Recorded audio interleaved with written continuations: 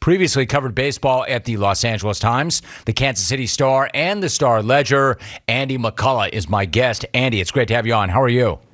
Hey, Jim. How's it going? Good, good. Listen, there are a number of topics I want to get into with you, including the Dodgers-Padres, the Phillies, the overall race for the postseason. But I want to start with a piece that you have up on the Athletic right now about the Astros. Andy, this is the first season with fans in the stands since the Astros cheating scandal broke. So how would you describe how the fans have responded to the Astros this season? Enthusiastically with disdain, I guess, would be the way to do it. They're obviously not a popular group when they go on the road. I think most fan bases, kind of target, the guys who were actually members of the 2017 roster, the Jose Altuves and the Carlos Correas of the world. But I did think it was kind of funny talking to, some of the newer members of the team, guys who were playing for the Rays or, even the Dodgers in 2017 about just kind of what it's like getting the casually branded as a cheater for something that you didn't exactly do. I think it's, the atmosphere in New York and LA has been pretty, intense, I think, during those games there. And, the other guys kind of hear it on a lesser basis, on other cities, but it's pretty consistent. I spent a week in Kansas City with the team, and Altuve and Correa got booed every single time their name was called. They got called cheaters. They got called all that stuff. So it's been pretty consistent. I think it's really interesting what you just said, especially that part about there are a number of guys on this roster. In fact, most of the roster that were not on that team. In fact, there are only 5 players from the 2017 team on the active roster right now. Of those 5 guys, who gets the most abuse and why? It's Altuve. And I think the simplest way to put it is that, he was the face of the franchise before the scandal, and so he became the face of the scandal in a way. He's the best player on the team, the one who is on the Hall of Fame sort of track. So he is the one who, gets it the most. I mean, he was the MVP in 2017. He was the star of that postseason. He's been so good for so long, but, when something like this happens, he becomes the face of it. And, his teammates have said that he was one of the guys who actually didn't like the usage of the trash can, who objected to it, who didn't want them to use it during his at-bats. And, that's perfectly fine, but I think he still benefited from the collective usage of the scheme. And, as I wrote in the piece, if it's unfair to him, well, it's also unfair to, use a camera to illegally transmit signs mid-game. So it just kind of goes with the territory when something like this happens, I guess. Andy McCullough joining us. All right, so what about Correa? He said, quote, "At the end of the day, it's an entertainment business, and we want to entertain people. When we go on the road, it's entertaining to make the fans go quiet," end of quote.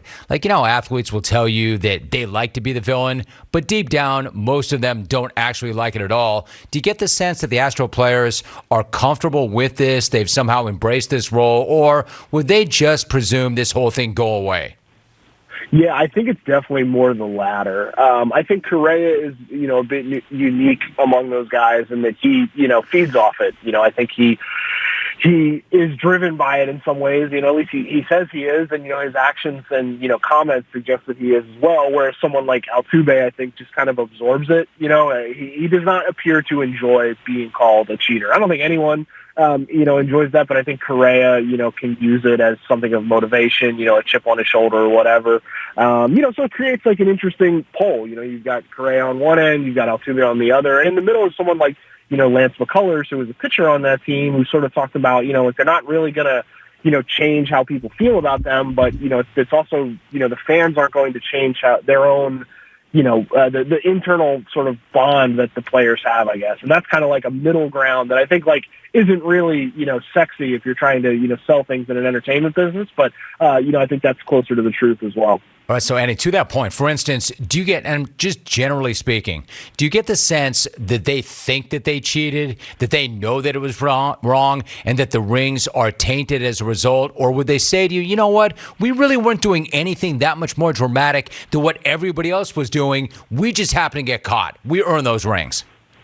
Yeah, I mean, they do believe they earned the rings, and I asked guys specifically, what does it mean to you? And they talked about, the bond they had as a team and the dedication and all those sorts of things. I mean, I think, it's really difficult to know what the 29 other clubs were up to that year. There's been a lot of reporting, trying to kind of suss that out. There's been some, investigations over the years by Major League Baseball. But, like, at the end of the day, like, even if other teams were doing some version of sign stealing, like what the Astros were doing was illegal. And that's why, the Major League Baseball levied the suspension. So, it's kind of unclear. I mean, I think there is sort of a belief that other teams were up to no good as well. And, maybe in 10 years or something, when everyone takes sodium pentothal and actually admits, what was happening in their video room, you'll have a better sense of it. But, like, what the Astros were doing, a lot of other teams say, what a lot of other players say was, well over the line, I guess. All right, so if other teams were doing it to a certain extent, and they were, whatever it is they were doing something to a certain extent, what's your sense as to what people around the league feel about the Astros and that championship? Do they think that it's tainted? People outside that clubhouse? Yeah.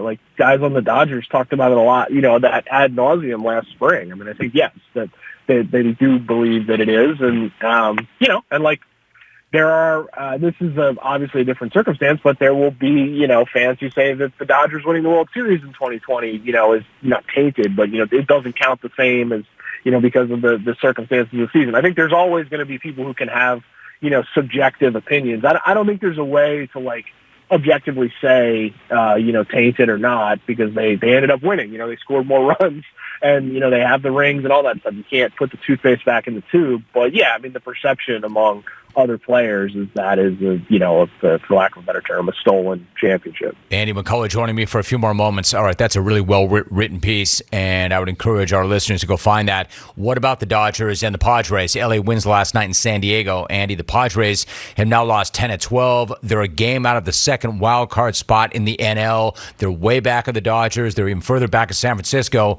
How much trouble are the Padres in right now? Yeah, the Dads are in some trouble. I mean, they play in a very tough division, obviously, so that hurts them, in terms of strength of schedule. The Reds, have an easier schedule and an easier path over the next, month or so. And I think it's disappointing because San Diego has so much talent on their roster, that the rivalry with the Dodgers looks so exciting in the early months of the season, but it's a long year and a lot of things can go wrong. Their pitching has just not been very good. I mean, the starting pitching has been a real issue. They've dealt with a lot of injuries to it, and they decided to fire Larry Rothschild this week. The pitching coach is part of it. So it's a bummer because it looked like Dodgers-Padres was going to be kind of the story of the summer. But the good news is Dodgers-Giants is pretty good as whatever would be a consolation prize. I mean, that's a historic rivalry, and so there's a chance that those two teams will meet in October for the first time, which would just be awesome. It'd be amazing. And if that's the case, who's the team to beat? For instance, LA does not have the best record in the NL, but are they the favorites in the NL in your mind, or is it the Giants or even the Brewers?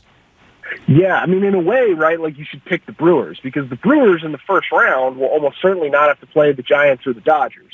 So they will have the better chance of being in the CS. But, like, who's the best team? I do think it is the Dodgers in terms of talent, but, man, like, the Giants win every night. And they do things really well. They have a ton of power. Their lineup is a combination of guys you've never heard of and guys you haven't thought about since 2014. It's really impressive what, Farhan Zaidi has done on the margins of the roster. The Dodgers have so much star power, just stacked up and down the roster. And the Brewers, in terms of like run prevention, the Brewers are very tough to score against. That the three-headed monster atop their rotation of, Corbin Burns, Brandon Woodruff, and Freddie Peralta is really, really dynamic. The defense is good. So I think, if you're asking me who's the best team, I think it's the Dodgers, but like in a sort of nerdy way, who's the favorite? I think it's the Brewers just because they have an easier path if everything kind of follows the schedule it's been so far, where like whoever wins the West will be the 1 seed, and then the number 2 team in the West will be in the wild card game. So let me ask you one last thing. I think you make a very interesting point there. What about Philadelphia? You've got a piece up on the Phillies right now. They're 4.5 out of first in the East. It looks like there's a pretty good chance that they miss the postseason yet again. So where does that leave them right now as an organization if they do? Yeah, so Dave Dombrowski took over the baseball operations department midway through the offseason last year and didn't really have much time to sort of overhaul the infrastructure. He is starting that process.